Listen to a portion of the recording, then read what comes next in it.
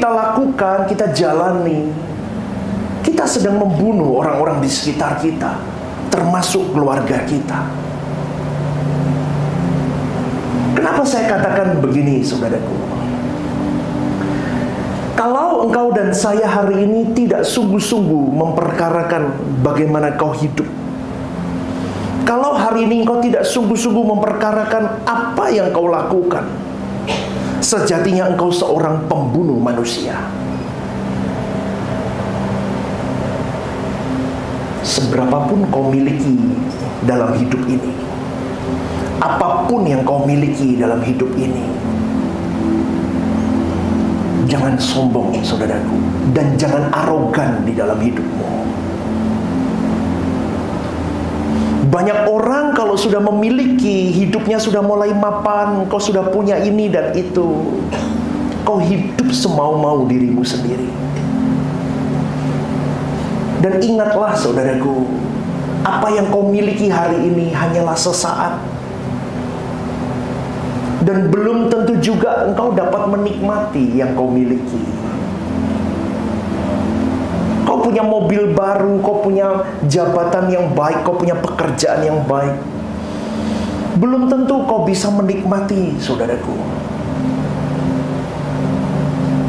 Tetapi boleh saya katakan, tidak jarang, saudaraku, apapun yang kita dapat hari ini, apalagi yang berurusan dengan materi, itu seringkali menghancurkan hidup kita.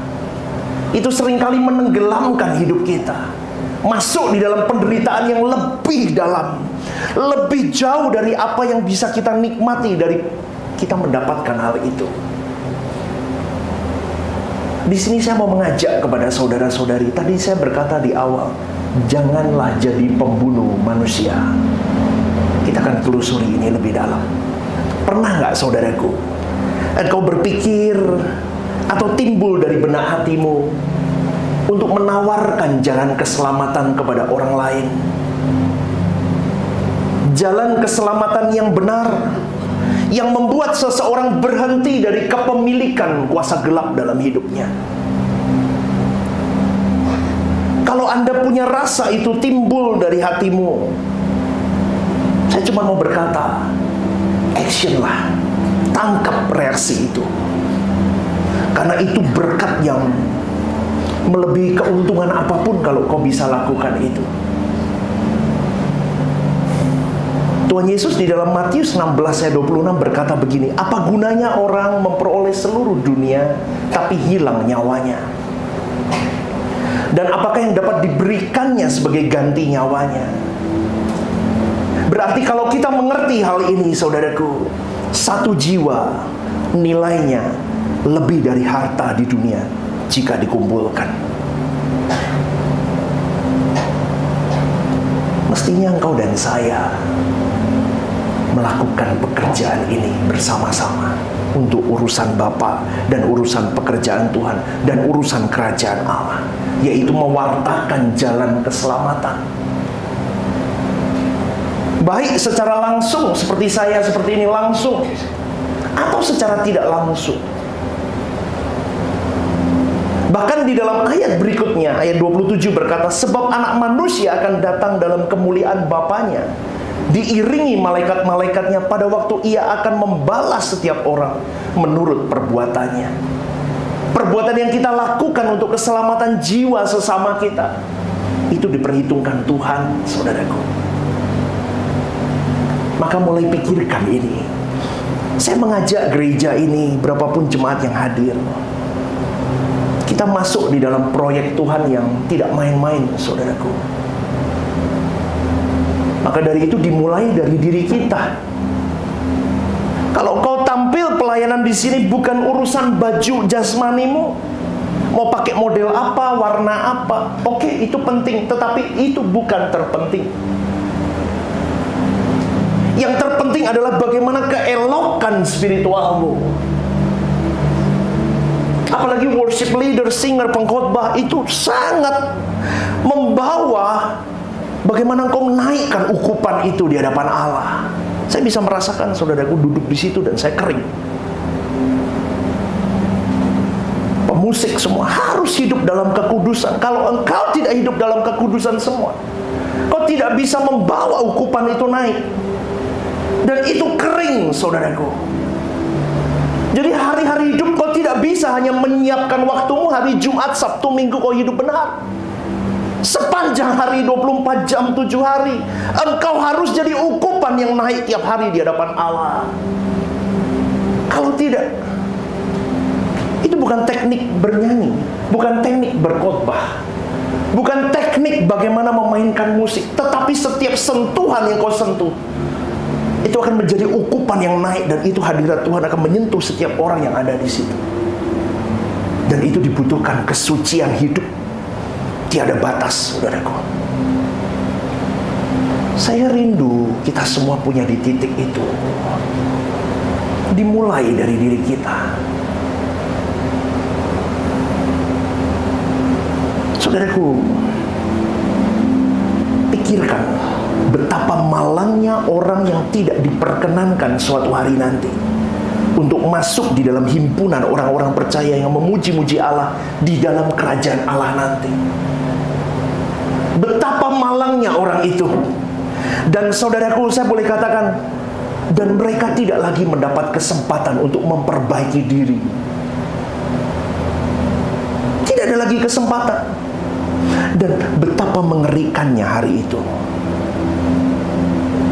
Kalau kalian duduk di tempat ini mendengar kebenaran ini, dan kalian tidak sungguh-sungguh, saudaraku, kalian akan menjadi salah satu orang di situ yang hidup di dalam kemalangan. Engkau tidak bisa lagi menjejakkan kaki masuk ke dalam kerajaan Allah. Suatu hari, ketika Anak Manusia datang dengan kemuliaan Bapa diiringi malaikat-malaikatnya, ingat baik-baik, saudaraku, hanya orang-orang setia yang sampai akhir hidupnya yang akan diangkat bersama-sama dengan Tuhan Yesus di dalam kemuliaan Bapa. Pastikan itu engkau dan saya. Kok jangan main-main dengan hidup, saudaraku. Banyak orang bermain-main dengan waktu hidupnya. Kau berjuang terus sampai kau bisa berkata, aku sudah mati dan hidupku tersembunyi bersama dengan Kristus di dalam Allah. Artinya apa? Aku sudah tidak ada keinginan lagi selain aku mau hidup untuk kepentingan Allahku.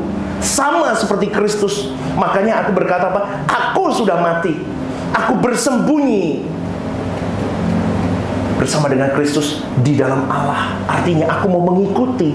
Kalau bahasa Jawanya, aku mau ngintil Yesus.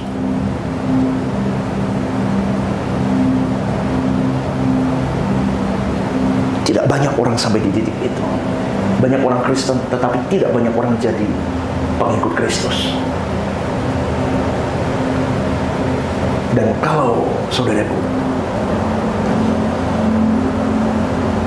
engkau sampai memiliki keinginan dan kau action untuk menyelamatkan banyak jiwa, pasti engkau adalah orang-orang yang sudah tampil baik di pemandangan Bapa. Dan suatu hari engkau akan bersama-sama dengan Bapa di dalam kekekalan yang agung. Tetapi betapa celakanya kalau engkau hari ini tidak pernah memikirkan orang lain. Kenapa saya katakan itu? Engkau aja tidak memikirkan dirimu. Bagaimana kau hidup, bagaimana kau berkata-kata, bagaimana kau action dalam hari-hari hidupmu. Itu sama dengan engkau orang yang egois. Engkau membunuh sesamamu melalui hidupmu sendiri. Berapa banyak orang berkata, urip-uripku kok, ngapain gue urusan be aku? Ngapain lu repot sama urusan hidupku? Aku mau ngapain? Bebas dong. Hidup-hidupku kok. Sejatinya orang seperti itu pembunuh manusia. Saya katakan ini, saudaraku, untuk kita berhati-hati. Karena orang-orang yang celaka suatu hari nanti itu bisa diri kita sendiri, atau orang-orang yang kita kasihi hari ini, orang-orang yang kita jagai sejak kita hidup di bumi ini. Kalau itu anak saya sekolahkan dia, saya kuliahkan dia, saya tuntun dia, saya perhatikan dia. Dia bisa sukses, dia bisa hebat dalam studi, karir, masa depan, rumah tangga bagus. Tetapi kalau dia tidak layak menjadi mempelai Kristus, itu sesuatu yang mengerikan. Amin, saudaraku. Ini tidak gampang. Hari ini anakmu jadi dokter, jadi pendeta, jadi siapapun, jadi apapun profesi itu. Kau melihat semuanya baik. Yes, di pemandangan manusia baik. Tetapi kedalaman spiritual anakmu, kedalaman spiritual istrimu, kedalaman spiritual orang tuamu, kedalaman spiritual orang-orang yang kau kasihi di sekitarmu, itu menjadi tanggung jawab kita. Dimulai dari apa? Hiduplah yang benar. Hiduplah yang kudus, saudaraku. Kalau engkau sembarangan hidup, engkau sedang mewariskan, saya selalu ngomong nih, 1 bulan ini, karakter yang tidak baik.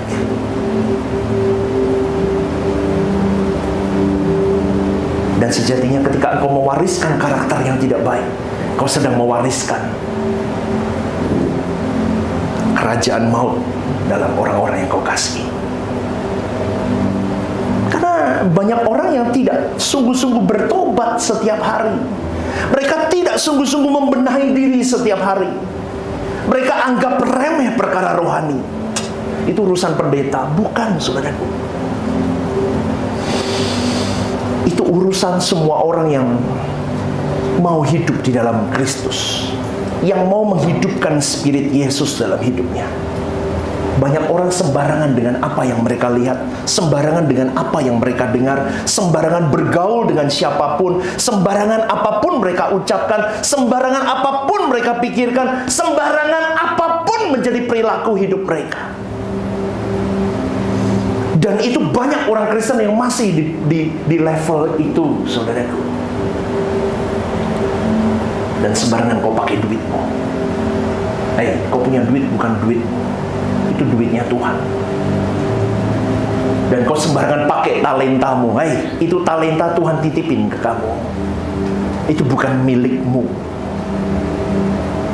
Dan sembarangan kau pakai waktumu. Itu bukan waktumu, itu waktunya Tuhan. Seperti anak sekolah, saya kirim anak saya ke sekolah.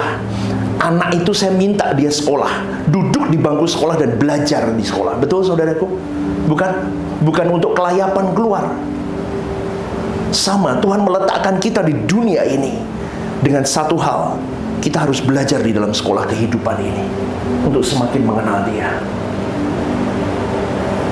Kalau hari ini kau merasa aman-aman hidupmu, kau baik-baik,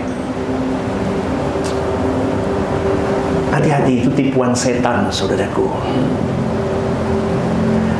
Kita tidak akan baik-baik kalau kita tidak bertobat sungguh-sungguh. Sebaliknya, kalau kita sungguh-sungguh bertobat setiap hari membenahi diri, membuat diri kita bertumbuh di dalam kesempurnaan, maka tidak mungkin kalau kita tidak menangisi jiwa-jiwa, saudaraku. Dimulai dari hari hidupmu, di rumahmu, di keluargamu. Hiduplah benar. Kau tangisi jiwa istrimu, kau tangisi jiwa suamimu, kau tangisi jiwa anak-anakmu, mertuamu, orang tuamu. Kau tangisi orang-orang yang kau lihat di sekitarmu, karyawanmu. Kadang kita jadi pembunuh manusia tanpa kita sadari dengan hidup yang semau-mau kita. Karena engkau tidak akan pernah bisa menangisi jiwa-jiwa kalau engkau tidak menangisi dirimu sendiri terlebih dahulu. Tetapi kalau kita berusaha sungguh-sungguh terus mau membenahi diri, bertumbuh dalam kedewasaan rohani yang benar, berjuang semakin mengenal kebenaran. Lihat ya, orang yang rindu haus akan kebenaran, dia akan terus. Gereja ini saya rasakan kok sudah mulai.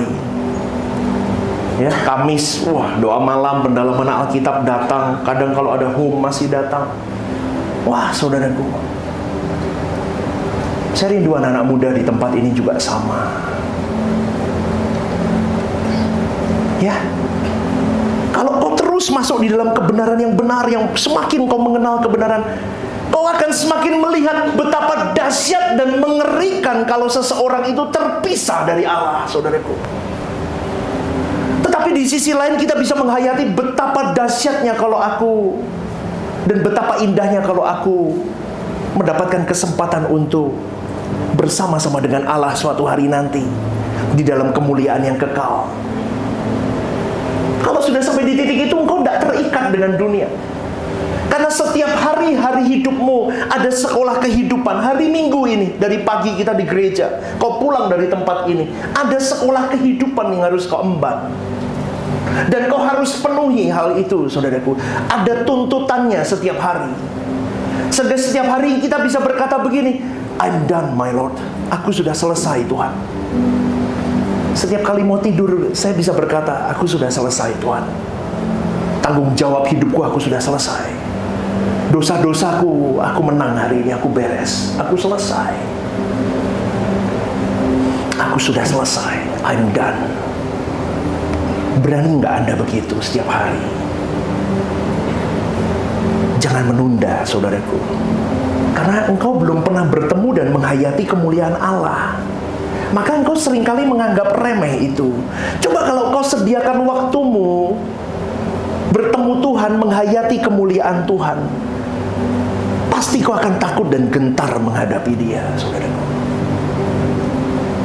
Jadi kalau kau masih punya saldo dosa, kita nggak tenang. Ya, jadi jangan sampai kau melakukan skandal dosa, kejahatan, lalu rasanya aman-aman saja. Karena kita merasa kuat. Kau tutupi itu semua. Hati-hati, saudaraku, pasti akan diperhitungkan di hadapan Tuhan. Lebih baik kau tutup dosamu, kau minta ampun di hadapan Tuhan, bertekad hidup suci. Katakan kepada Tuhan, suatu hari jangan kau tinggal aku, Tuhan, di dalam pengangkatanmu. Aku mau kau angkat. Bawa aku bersama dengan engkau. Kalau itu lahir dari hatimu, pasti Roh Kudus menolong, saudaraku. Jadi jangan ngomong angel, pastor, susah. Sekarang gini loh, kalau Tuhan sudah memandatkan, jadikanlah semua bangsa muridku, berarti itu tugasmu dan tugasku, bukan cuma tugas pendeta. Kalau Tuhan kasih tugas, kasih mandat kepada kita, pasti tugas itu tidak mungkin melampaui kemampuan kita. Kalau Tuhan kasih tugas ke kita, berarti pasti kita bisa menyelesaikan tugas Tuhan. Kalau Tuhan mengutus kita, berarti Dia memampukan yang diutus. Sekarang tinggal Anda dan saya mau atau tidak. Kau terbeban atau tidak. Karena banyak manusia di persimpangan jalan, dia lebih memilih memikirkan hal-hal yang ada hari ini ketimbang dia memikirkan hal-hal yang bersifat kekal. Coba kau pikirkan proyek kerjaan,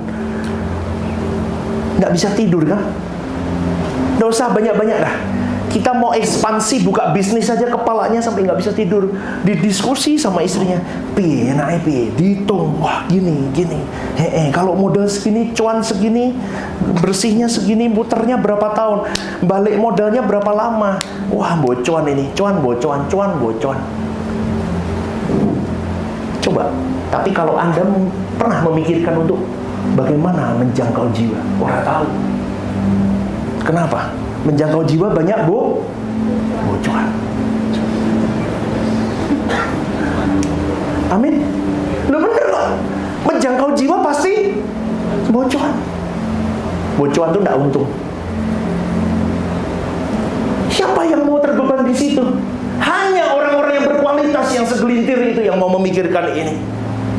Kalau Anda hebat di pekerjaan, kau jaya, kau hebat, kau punya ruko berapa, kau punya bisnis PT berapa, itu udah biasa banyak orang, saudaraku. Dan semua orang bisa lakukan itu kalau dia kerja keras. Tapi tidak banyak orang sukses menjadi penjala manusia. Kalau engkau dan saya masuk di dalam bagian orang-orang yang mau menjala manusia, kita sukses di situ, kemuliaan milik kita. Berikan tepuk tangan untuk Tuhan. Ini yang mau saya ajak ke kalian. Gereja bukan bercerita tentang jingkrak-jingkrak dan happy-happy, lighting, sound, semua. No. Ini hanya variasi saja. Esensi melayani Tuhan itu jiwa. di gereja, orientasinya bukan mengesampingkan kualitas, tetapi kualitas utamanya adalah dimulai dari dirimu masing-masing. Ini loh, hidupku benar dulu. Saya mau ajak kepada Bapak Ibu, saudara-saudari, kalau kau mau serius, seriuslah dan bertumbuhlah dewasa, supaya engkau tidak pernah membayangkan kembali lagi betapa ngerinya terhilang di hadapan Allah. Kalau kau sudah masuk, tenggelam di dalam proyek Tuhan, tenggelam di dalam kawasan Tuhan, tenggelam di dalam kesucian dan kekudusan Tuhan, engkau tidak akan pernah lagi berpikir, aku kalau terhilang gimana ya? Enggak. Tetapi engkau mulai berpikir, bagaimana aku bisa menjangkau banyak jiwa supaya mereka tidak terhilang seperti aku tidak terhilang. Dan sebaliknya, saudaraku, suatu hari nanti kalau engkau diperkenankan masuk dunia yang akan datang, kau bisa berkata, ternyata apa yang kulakukan di bumi ini dengan segenap hidupku, sengsaranya aku mengiring Tuhan, terbayar lunas karena kau melihat betapa hebatnya kemuliaan Allah.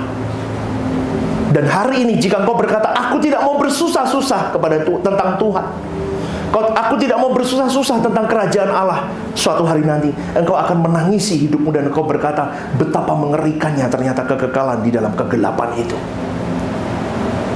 Jadi kalau engkau bisa menghargai dirimu, kau mengasihi dirimu dengan benar, maka engkau bisa mengasihi orang lain dengan benar.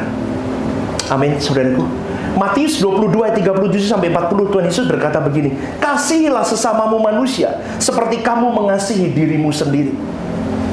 Untuk orang di luar kekristenan, saudaraku, itu bisa dilakukan. Bahkan boleh saya katakan, orang di luar kekristenan lebih baik daripada orang Kristen yang sembarangan hidupnya. Kenapa? Karena mereka menggunakan tolok ukur dirinya. Bahkan orang di luar kekristenan nyeplek nyamuk aja nggak mau. Betul? Betul nggak? Betul nggak? Kita bisa menyakiti orang sembarangan. Padahal orang di luar kekristenan, dia mau membunuh nyamuk aja, membunuh lalat aja, dia memikirkan ini makhluk hidup, dia pun pantas untuk hidup. Tetapi di kekristenan, kalau orang sudah benci dengan orang, dia bisa mematikan itu dan berkata dalam dirinya, tak pateni wong ini. Meskipun kau tidak membunuh secara jasmani, engkau membunuh karakternya, engkau membunuh nama baiknya, engkau membunuh kesempatannya. Betapa jahatnya orang Kristen hari ini kalau engkau tidak sungguh-sungguh takut akan Tuhan. Ngeri ya, jadi orang Kristen itu disorot, saudaraku. Ngomongnya Kristen, tapi kok koyo ngono kelakuannya. Berapa banyak kita sering mendengar begitu? Bahaya. Maka dari itu saya selalu berkata, orang Kristen beda takarannya. Kalau orang dunia bisa mengasihi orang dengan begitu luar biasa, karena dia ukurannya dirinya sendiri. Aku mau diperlakukan seperti itu, maka aku memperlakukan orang seperti itu. Tetapi orang Kristen berbeda. Aku mau seperti Allah, berkarakter seperti Yesus. Jadi kalau orang tidak memperlakukan aku seperti yang aku inginkan pun, aku tidak apa-apa. Aku mau seperti Yesus. Loh, berat toh? Jadi aku tidak mengharapkan orang lain memperlakukan seperti apa yang aku lakukan. Itu kekristenan. Karena orientasinya Allah. Jadi kalau hari ini kita melihat hidup kita masih berantakan, saudaraku, ratapi dirimu. Ratapi dirimu. Kalau Anda hari ini, saudaraku, tidak sungguh-sungguh kau mau berjuang hidup baik, engkau sedang membawa generasi, membawa orang di sekitarmu, dan kau secara tidak langsung kau sedang mematikan mereka satu-satu. Jadi mamah yang benar. Kalau enggak, kau sedang menggorok leher anak-anakmu sendiri secara implisit. Kau sedang mematikan itu. Contoh, saya seorang papa. Kalau saya bertingkah laku tidak benar, maka misal nih, saya main perempuan. Secara tidak langsung saya sedang mewarisi kedua anak saya laki-laki Oh begitu ya, berarti aku tidak perlu menghormati wanita, karena papaku tidak menghormati mamaku di dalam kekudusan pernikahan. Berarti suatu hari aku boleh seperti papaku, bahkan bandelnya 2 kali 3 kali lipat dari saya. Itu contohnya saya sedang menggorok leher anak-anak saya sendiri. Saya sedang membawa mereka kepada kematian yang sesungguhnya. Kalau kau seorang mama, jadi mama yang benar. Hidup di dalam kekudusan, kesucian, ketundukanmu kepada suamimu yang baik. Kalau tidak, engkau sedang mewariskan itu. Dan ketika anak-anakmu melihat, oh mama boleh begini modelnya. Bagaimana kau pakai uang, bagaimana engkau segala hal, saudaraku. Karena menjadi anak-anak Allah itu harus berstandar seperti Yesus, serupa dengan Yesus. Dan gini loh saudaraku, kita semua ini berjuang supaya semua orang di sekitar kita, jiwa-jiwa yang ada yang kita layani, itu menjadi mempelai Kristus. Pelayanan itu sesungguhnya maknanya. Membawa banyak jiwa menjadi mempelai Kristus, dimulai dari diri kita sendiri. Pelayanan itu bukan ngasih nasi bungkus, ngasih sembako, ngasih bekas. Itu bukan tidak penting, itu bagus. Tetapi banyak orang sudah melakukan itu. Projek kita pelayanan yang betul adalah mengubah hidup orang itu menjadi mempelai Kristus. Itu tidak mudah. Dan itu kita harus perjuangkan dari hari-hari hidup, sehingga hidupmu bukan lagi kemunafikan, tetapi hidupmu adalah hidup yang benar-benar sudah diubahkan di hadapan Allah, dan orang mencontoh hidupmu. Bagaimana orang bisa ingin menikmati Kristus kalau lihat hidupmu sang pengikut Kristus? Kelakuanmu tidak ada bedanya dengan orang dunia. Tidak ada gunanya, saudaraku. Bagaimana orang mau mengenal Kristus lebih dalam kalau engkau orang yang suka tersinggungan, gampang tersinggung, gampang marah, arogan menunjukkan kekuasaan sama anak buahnya, dan hidup seperti itu tidak memukau mereka. Makanya mereka berkata, cuma ikut itu. Apalagi kita yang ambil bagian di dalam pelayanan, saudaraku. Ketua divisi Asr, ketua divisi Usia Indah, ketua divisi musik, ketua divisi home ini, home itu, pastoral ini dan itu. Orang akan mulai melihat hidupmu. Coba tak teropong hidupnya, berubah nggak sih? Lah kok podo ae ana bedone? Enggak, saudaraku, kita membayangkan betapa indahnya orang yang mencapai puncak kesalehan. Itu setiap orang berbeda, ceritanya berbeda. Jadi begini loh, bahasa cinta kita sama Tuhan itu beda-beda. Lah, untuk Anda bisa mencapai kesalehan itu, bahasa cintamu harus kau rajut tiap hari. Love language dengan Tuhan. Pernah nggak, saudaraku, kau punya keinginan, kerinduan sampai Bapak itu benar-benar seperti Papa jasmani? Saya sudah tidak ada Papa saya sudah meninggal. Tapi saya memfiguratifkan bahwa Papa di surga itu bersama dengan saya hari ini. Kemarin full timer ngomong, saya cerita sama mereka, ini kalau papaku masih hidup, mamaku masih hidup, dia lihat Rehoboth Semarang, dia pasti senang. Tapi mereka tidak punya kesempatan itu. Tapi hari ini saya meneruskan keinginan mereka, cita-cita mereka, bahwa kau harus jadi penjala manusia. Dari kecil papa mama saya selalu ngomong begitu, jadi anak yang baik. Bahkan sebelum papa saya meninggal, teman-temannya ketemu dia ngomong, teman-temannya pada cerita, anakku jadi pilot, jadi pengusaha. Papaku cuma ngomong begini, bapak saya, kalian itu kok bangga begitu? Aku loh bangganya luar biasa, anakku jadi pendeta. Mungkin papa saya belum memahami lebih dalam. Tetapi hari ini saya berkata dalam diri saya, aku bukan mau jadi pendeta hanya pendeta, tetapi saya mau jadi pendeta yang takut akan Tuhan. Amin.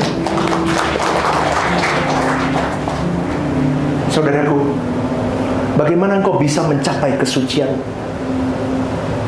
sampai orang itu bisa memukau dan memikat hati Tuhan, menjadi keharuman di hadapan Tuhan?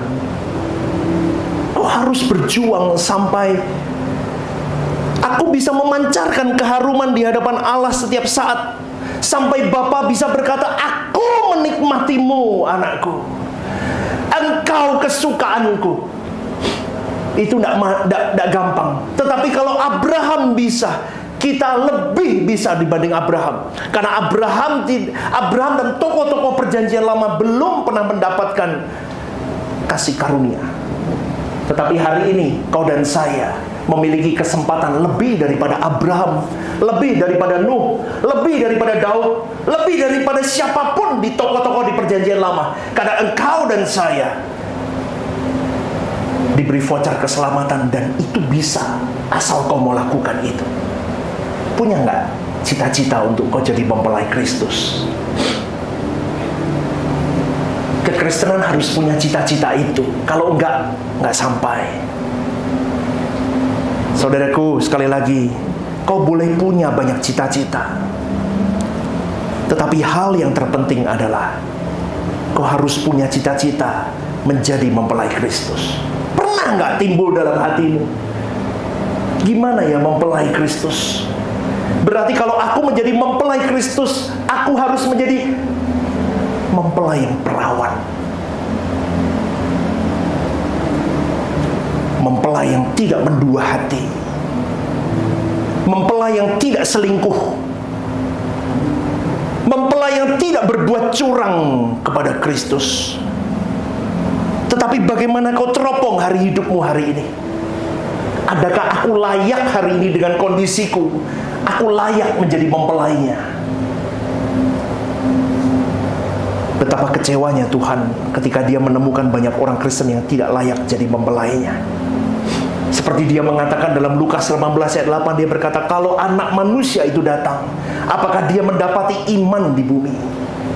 Apapun yang kau miliki, saudaraku, apapun kebesaranmu hari ini, ingat baik-baik, kau punya apapun hari ini, keelokan apapun kau miliki, tapi kalau Tuhan pandang dirimu tidak layak, kau celaka hidupmu.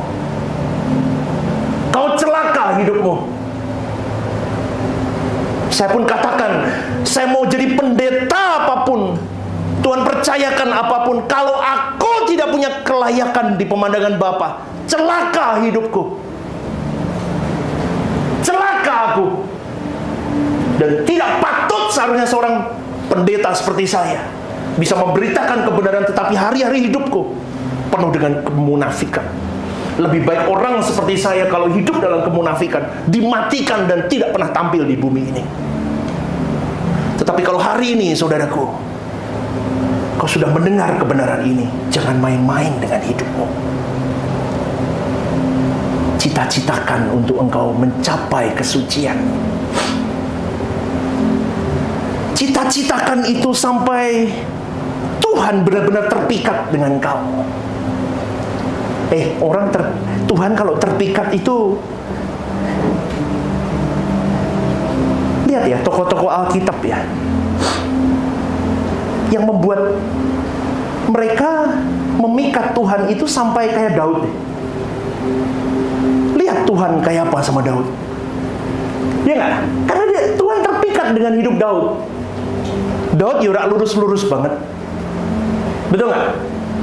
Ya terus, tapi jangan niru Daud. Besok saya cari sotoh, saya cari di gedung, cari cewek yang sedang mandi, tidak boleh loh ya di sini. Ya, tapi saya berkata begini, orang kalau sudah memikat hati Tuhan, hidupmu benar-benar hidup, saudaraku. Kau akan menjadi pencetak sejarah dalam kehidupanmu. Saya sedang berjuang di situ. Siapa saya? Siapa Anda? Tapi kalau kita di sini, di tempat ini, cuma berapa orang sih? 100 paling. Kalau kita mau sungguh-sungguh memikat hati Tuhan, wow, kita benar-benar dahsyat. Siapa yang mau mengikat hati Tuhan? Angkat tangan dong, saya pengen tahu. Oh, nggak banyak ya? Oh, banyak. Sekali lagi, satu dari siapa mau mengikat hati Tuhan? Tuhan catat tangan-tangan yang diangkat. Tuhan mulai proses hidup mereka. Loh. Coba sekali lagi, siapa yang mau memikat hati Tuhan? Oke. Tuhan, lihat tangan-tangan terangkat. Proses hidup mereka sampai mereka berkualitas di pemandangan-Mu. Waktu itu berharga. Sekali lagi, saudaraku, waktu itu berharga. Dunia berkata time is money, saya berkata time is grace. Waktu adalah anugerah. Dunia berkata waktu adalah uang, saya berkata waktu adalah jiwa-jiwa. Anugerah untuk apa? Kalau kita berkata waktu adalah anugerah, anugerah untuk apa? Anugerah untuk aku berjuang menjadi kekasih Tuhan. Dan aku harus berjuang tanpa batas sampai aku bisa membawa banyak jiwa-jiwa. Bisa aku persembahkan untuk Tuhanku. Itu waktumu baru bernilai. Saya sekalian mau mengingatkan bahwa mulai besok, saudaraku, ada program baru di YouTube untuk youth. Itu setiap minggu akan tayang dan itu akan membahas macam-macam. Misal tanya nih, masturbasi boleh nggak sih? Nah, itu kita akan bahas. Pacaran beda agama boleh nggak sih? Cinlok boleh nggak sih? Saya akan ajarkan itu semua di YouTube gereja. Dan program yang kedua, saya akan ajarkan, ada program baru. Ini apa nih? Ini yang youth. Ya. Dan satu lagi program untuk dewasa muda, untuk saudara-saudari yang masuk di dalam pernikahan awal. Itu juga, itu mulai kapan? Oh, minggu besok juga. Oke, akan ada. Nah, ini rahasia pernikahan bahagia. Jadi Bapak Ibu, saudara-saudari, dukung. Kalau Anda tidak bisa apa-apa, yang lain masih belum bisa, jadilah penjala manusia dengan program-program gereja yang bisa di-share. Share. Amin? Amin? Itu juga bekerja melayani kok, di-share. Pastor message di-share. Apapun, bukan untuk saya terkenal, tidak, saudaraku. Tetapi berjuanglah untuk jadi berkat. Sebatas apapun yang kau bisa lakukan, lakukan gitu. Setiap pagi ada renungan suara kebenaran juga. Bapak Ibu bisa share dan dengarkan itu setiap pagi. Jangan lewatkan. Itu paket sama Truth ID doa pagi, nggak boleh dilewatin. Doa pagi harus nyambung itu. Itu paling 10 menit. Sisakan waktumu 10 menit.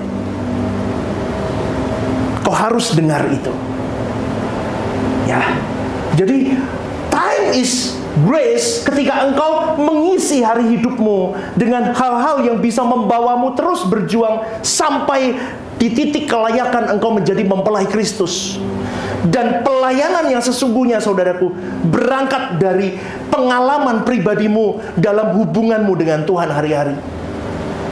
Maka kita akan menyenangkan Tuhan dalam segala hal, apa yang kita pikirkan, ucapkan. Kalau gagal hari itu, kita menangisi diri kita dan segera kita kembali. Seperti perkataan Yesus berkata, tangisi dirimu, lihat dirimu, karena engkau, aku menderita seperti hari ini. Yesus berkata begitu. Tangisi dirimu, lihat dirimu, karena dirimu jatuh dalam dosa. Aku harus mati untuk engkau. Tidak usah nangisi ketika lihat film Passion of the Christ, kau menangis, kasihan Yesus. Hanya sebatas kasihan, engkau belum sungguh-sungguh mengasihi dia.